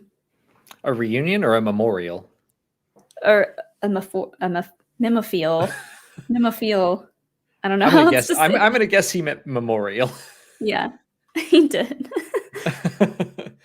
A memorial would be great. I think I was joking with our mutual friend Ken Knapsack about how there should have been a giant mustache memorial to Biggs and Tashi Station when Boba Fett went there in the Book of Boba Fett. The fact that there wasn't is a tragedy. That's Star true. Wars is dead. Oh, well. Star Wars is dead again. That's not true. Every time they ignore the mustache. This was one that I brought up that I said I would go back to. Kyle said, did they not think of making a new model Venator that's the same from Revenge of the Sith? Because when you compare the animated one with live action, they still look like different variants. I didn't really notice a difference, but I probably would never notice a difference, even if it was vastly different. If they call it a Venator, I'd like, okay, yep. I imagine it's a budget thing or like a behind the scenes more. Do we need to change a model for a class of ship that we're going to phase out? Like, we're going to get to the Imperial Star Destroyer, so they're probably just saving some money. That'd be my guess. Because making a new model does cost. They gave Omega a poncho this episode. Like, that's where their new model budget went. Layers to her outfits, yeah. I mean, that's true. Like, cloth is expensive to animate. That's why Jedi armor is a thing during the Clone Wars. Bad Batch got that big budget. Yeah. They got that new Dave Filoni money. They got that Disney Plus money, yeah. I mean, it's true. Season 7 of the Clone Wars, they're like, get the armor out of here. Anakin and Obi-Wan are wearing robes now. Like, they would have been from the start if it weren't so expensive to animate. Put them all in dresses, you cowards. Everyone needs flowing. So, like, put Dooku in his silk pajamas for every episode. Clinton St. Clair has the next one here. Hey, Alex, I've been meaning to ask you if you knew the alert tone name that we hear Crosshair's room. We hear in Crosshair's room. The alert tone name. The speaker? The person that calls Crosshair to Rampart's office? Hold on. Oh, do you know something? What do you... So I remember, I think I remember what they're talking about, but it made me think of the sound that Battlestar makes when they're about to go over the speakerphone. Oh, okay. It makes that it makes that flat tone sound before everyone on the ship can hear him speaking. Or it's the klaxon, whatever that is. I was going to try to listen to it real quick, but maybe everyone's just talking about the klaxon. Yeah, I don't know if that's. Oops. That's just kind of the standard name for that Imperial alarm sound. Oh, the one that we hear all the time. But that wasn't like his wake up noise. Oh, okay. I'm hearing it now. Isn't it that's not the klaxon. That's not the classic Imperial alarm noise, but I don't know what that's called. It's just like a wah. Is it one of the iPhone alarms? Because that's how they all sound to me. Hold on, actually, I should be able to play it over this.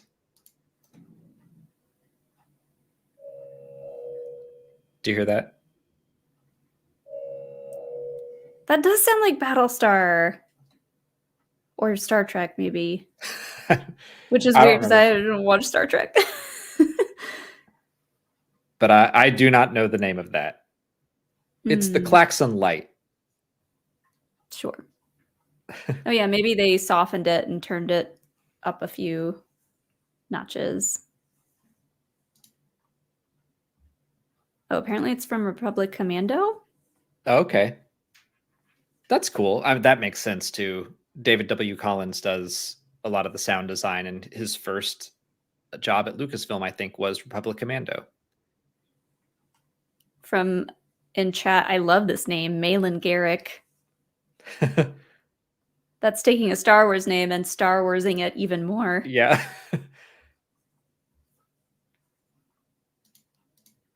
Let's go to Coley Ace 18 has the next super chat. Why are clone trooper IDs only 4 digits long? There would only be 9,999 possible IDs, but there are millions of clones. Seems odd. Yeah. Well, there's CTs, there's CCs, and the rest don't matter. I don't know. There's RCs. But still, that got us up to 30,000. CBs, maybe. I'm sure there's more letters. Yeah, we could go that route and just say there's probably designations that we've never heard. Also, they might swap them out as they die. I don't want to get a dead guy's name or name tag. I mean, the Kaminoans don't care. They're going to name you what they name you. But that's true. Really, I think the answer is that George Lucas did not care. He wrote the line of the Kaminoans saying that, like, we've got 1 million more on the way. And he was like, yeah, whatever. There's 1.whatever million clone troopers. What should we call them? I don't know. Give them 4 digits. Like, there's no in-universe reason for it. We could probably make something up, but I think the truth is George Lucas did not care. He made a naming system that he thought sounded coolest, because that's generally the rule he followed the most, was the rule of cool. The what? I've said this before. The rule of cool. Is that something George Lucas said out loud? I don't think George Lucas has said that. It's more a generalized thing that Star Wars tends to go that route over whatever is real. It's like movie magic. It's the same kind of, just like whatever looks the coolest on screen. That's the rule. Yeah, whatever feels the coolest is what we're going to do over what makes the most sense. I like that. I hope that at some point in his life, George Lucas did utter the words rule of cool, but I doubt it.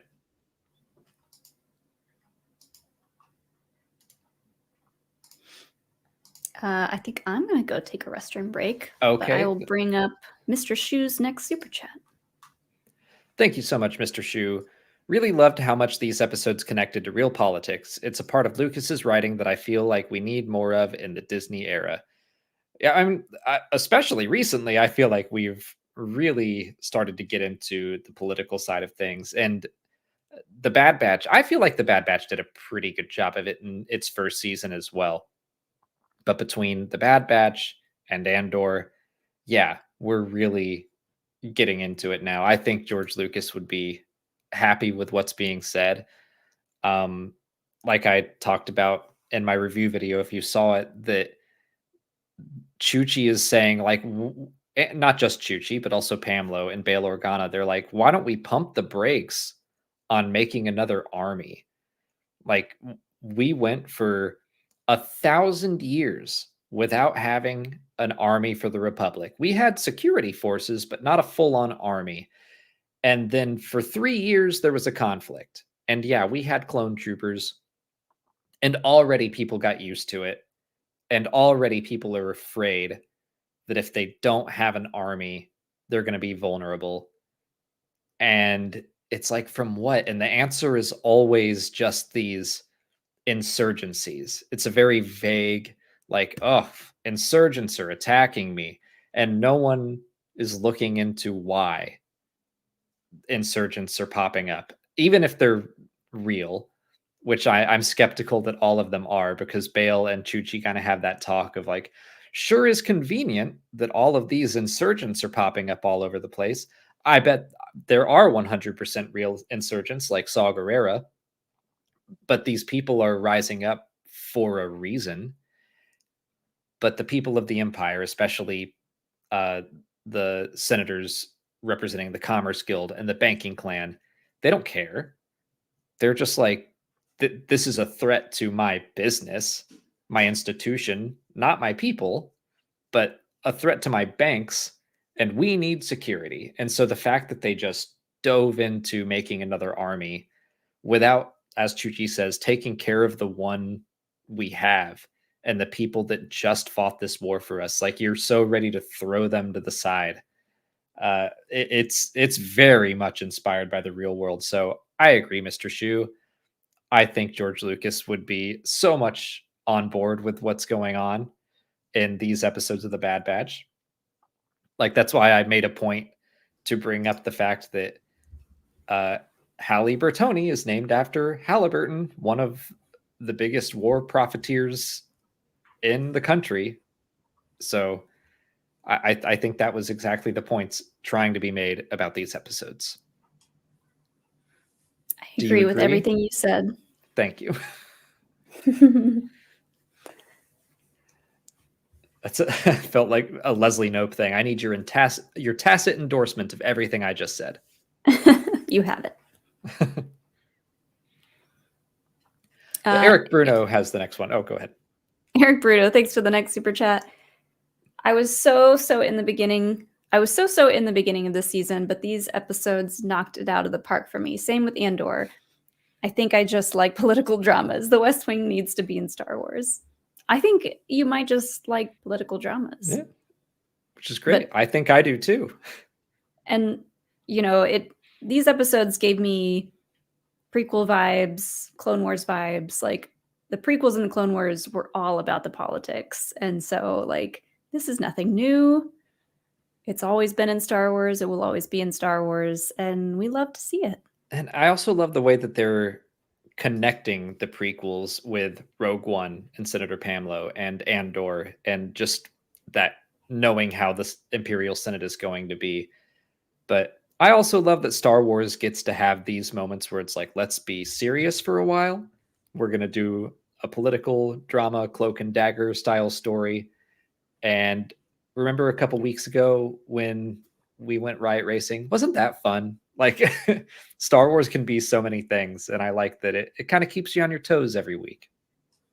Yes. We need to be on our toes more often. Mm-hmm. Ice has the next super chat here. Thank you, Ice. These episodes absolutely rocked. What a way to mark the mid-season. They were tense, suspenseful, compelling, and had great action and surprises. I agree. Hold on,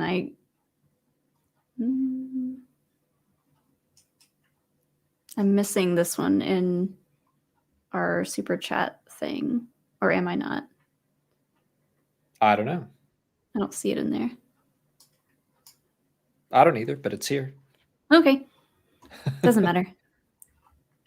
Tense, suspenseful, compelling, action, surprises. What more could you want from a show like this, honestly? Kind of like we said, yeah, I love that this show and Star Wars in general can be so many different things. We can get a goofy, fun episode, and then we can jump right back into something more suspenseful and dangerous.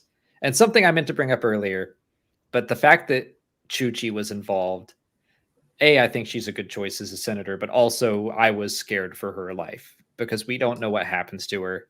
So that ramped up the tension as well. Yeah.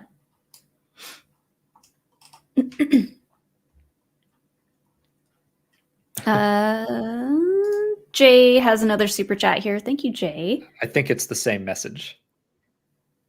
Is it? Uh-huh. Oh, did we already pull this one up? Yeah. Okay. Well, thanks again, Jay. Thank you, Jay.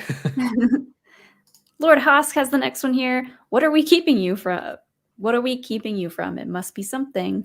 This is an ongoing joke that I don't really understand, but I think just, when sometimes we have a really long stream, Lord Hosk would ask if we were being kept from something. And today I'm being kept from playing the Game Boy on my Nintendo Switch, as was announced on the Nintendo Direct earlier today. Game Boy games, Game Boy Advance games on the Switch. I'll eat when I'm dead. I'm going to play Game Boy games. I guess I'm watching Drag Race again tonight. Let me message Jill and see if she's busy. David Livingston has the next super chat. Thank you, David. Just for your hot take on politics. Love your channel and you guys. Keep up the good work. Thank you, David. I hope it wasn't that hot of a take. It was a passionate take, but I hope that it wasn't. That is not a hot shocking. Take. Yeah. It could be a shocking take for our channel, but hopefully not. That's what I'm saying. I hope it's not. Yeah. Yeah. Maddie Gunner has the next one. Maddie. What's up, Maddie? Palpatine was like, he said a storm destroyed Camino. Okay, we're calling our new army stormtroopers. Way to be original, Sheev. Oh my god. That would be hilarious if that was his actual thinking. Well, they confirmed they got it confirmed in the Senate that it wasn't a storm, but still, I immediately jumped to the fact that Echo Base was supposedly named not after the phonetic alphabet just because it sounded cool, but because it echoed. Just a silly detail that we didn't need explained, but it's possible that she was like, Stormtrooper, hold on now, there's something there. That has kind of a ring to it. Let's go with it. That's hilarious. Yeah. Oh, Ice has the next super chat. Thank you, Ice. It was so great to see Chuchi again. I gasped when I realized it was her, all grown up. I love her new look too. She looked gorgeous in these episodes. I didn't think it's only been a year or two since we saw her technically in the timeline. She's definitely a new model and looked good, but she looked like the same Chuchi to me, and I was still happy to see her. Yeah. She looks a little more grown up, a little more seasoned. Seasoned? Yeah, like she's seen some stuff. She's been in the Senate. She's probably had to deal with some ridiculousness. I'm sure you're right. Well, Ice has the next one as well. I always felt she had an underrated arc in the Clone Wars. She was very timid when we first met her. Then when she returned, she's standing her ground in the Senate, going move for move with the Trade Federation. Like we said earlier, I was surprised at how excited I was when she popped up. If I were thinking back to my favorite characters in the Clone Wars, I don't think I would have mentioned Chuchi. I don't think I would have remembered to. But seeing her again, I was like, oh my gosh, it's Chuchi. I missed you. I can't remember who it was that I remember seeing a tweet not a long time ago, but in November or December, and they were like, where's Chuchi? Is she safe? Is she all right? And at the time, I hope that person's happy now. If we might have had the screeners at that point, I can't remember, but September, did you say? December. Oh, it's I don't think so. No. Anyways, that was it. We got them at the end of the year, and we didn't watch these episodes until we watched them a week or two ago, but it wasn't. Okay. It wasn't that long ago. Okay. I don't know. I just remember seeing a random tweet about Senator Chuchi, and now I'm like, oh, I hope they're that person excited. Had their day made.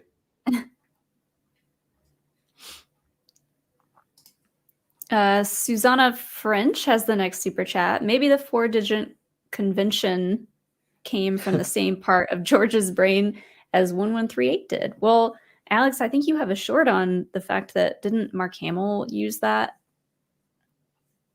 Easter egg? Oh, yeah. The 1138 original Easter egg came because Mark Hamill ad-libbed it and was trying to throw something in there for George. And at first George was like, don't do that. And then afterwards he obviously came around on it. But yeah, 1138 also a film that inspired George was 2187. So probably just that normal, that 4 number naming convention. Yeah.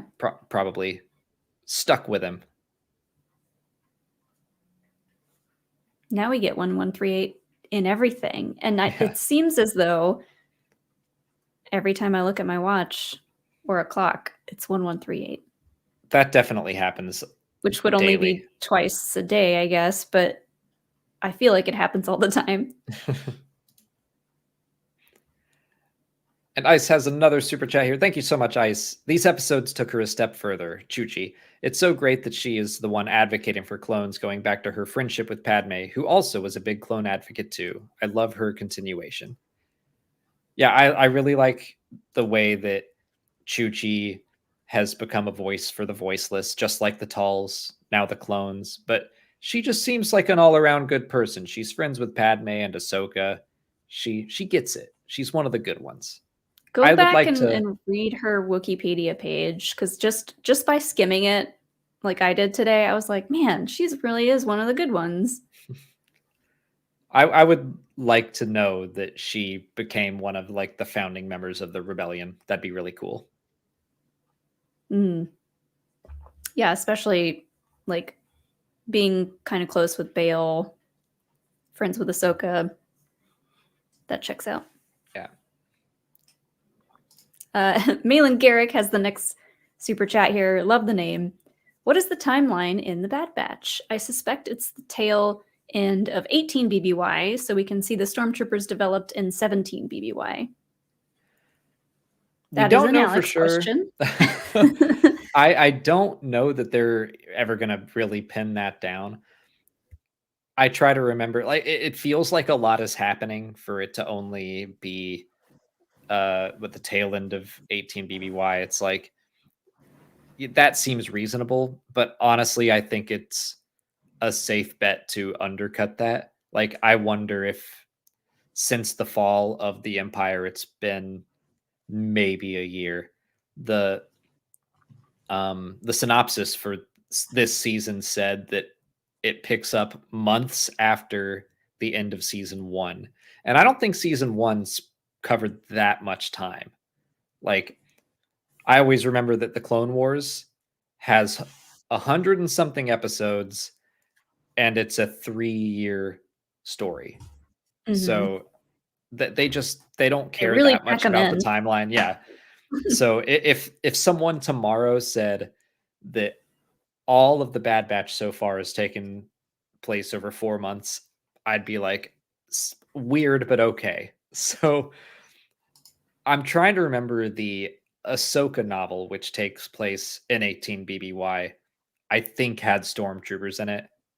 Not that they're going to super hold close to that timeline, but I think it had Imperial class Star Destroyers, TIE Fighters, and Stormtroopers, which again feels very fast, but this is Star Wars, and things either you can transition to a whole new type of government and army in a year, and also it takes you 19 years to build the super laser. So both can be true.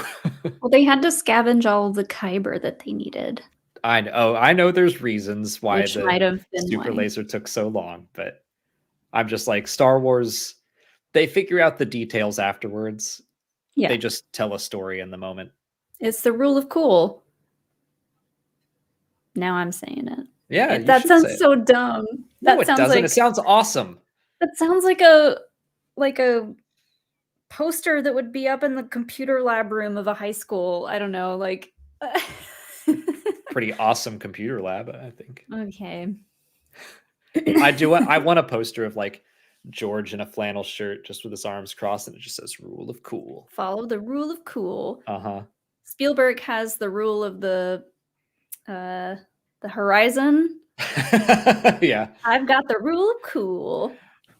When the horizon's here, it's cool. When the horizon's here, it's cool. When the horizon's here, it's not cool. Not cool. That's...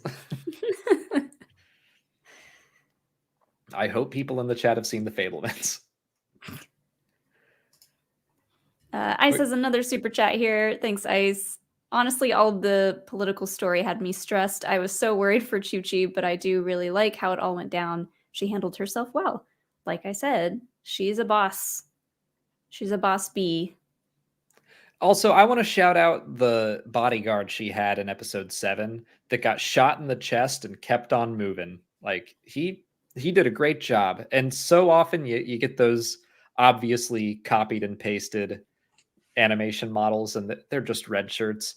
But that guy, I hope he gets a name. He deserves one. And like, I assume he could see through his helmet, but those helmets were a lot. They had the visors down. Yeah. I don't know. Well, that is gonna wrap things up for us in this stream. Thank you again to David from Solid Brix Studios for hanging out with us for the first hour. Links are down in the description. If you want to go give him a follow, please do. He's great. A good friend of ours. Thank you everyone who was in the chat and sending in super chats. And okay, we got a couple more that we're gonna get through here. Okay, we got getting 5 it under minutes. the wire. Getting it under the wire. Ice with another super chat. I also liked that she acted as a mentor for Omega, like how Padme was a mentor for her in politics during the Clone Wars. Oh, that's that's a really nice observation of Chuchi. That's why I brought up her Wikipedia page, because of all the stuff from Pandora, and her and Padme were friends, her and Ahsoka were friends. And just passing along that kind of mentor role. That is nice. Yeah. Maxim Bortonowski, thank you for the last super chat here. Am I wrong, or did Rampart meet Omega at some point in season 1? I feel like he knew what she looked like. That's what we were stressed out about.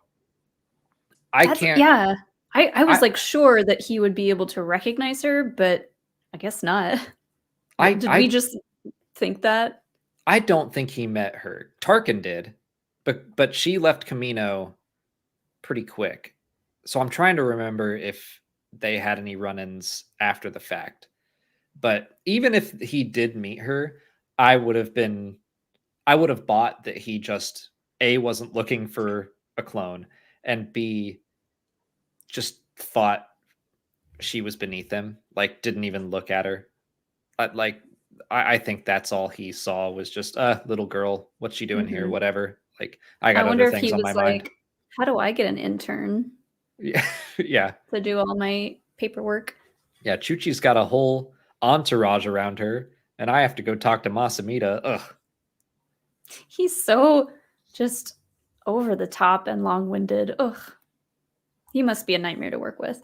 Yeah, well, because he's like acting chancellor, right? He's like in the limelight all the time. Vice chair, yeah. Yeah. Gross. Ugh. No one invites him to game night. And he knows it. I wouldn't. But that's gonna wrap things up for us tonight. We're gonna go grab some dinner, play some Game Boy games. It's gonna be a great night. But today was a great day. Great episodes of Bad Batch. Fun Nintendo Direct. I'm so happy. But thank you everyone for hanging out with us in the chat.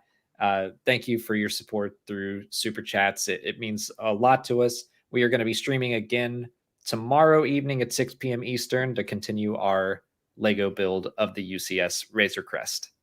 And thank you to everyone listening on the audio format, podcast format. I don't know what you call it, but on Spotify, Apple Podcast, you can find all of this stuff there if you don't want to sit at your computer and watch us slowly melt downward into our seats and get hungrier and hungrier. You can listen to the Audible versions. Which I'm going to upload that right after this. I'm going to remember to this time because last week I forgot for a little bit, but tonight I'm on it. So thank you all for watching. And from the Chaos Cavity, may the Force be with you.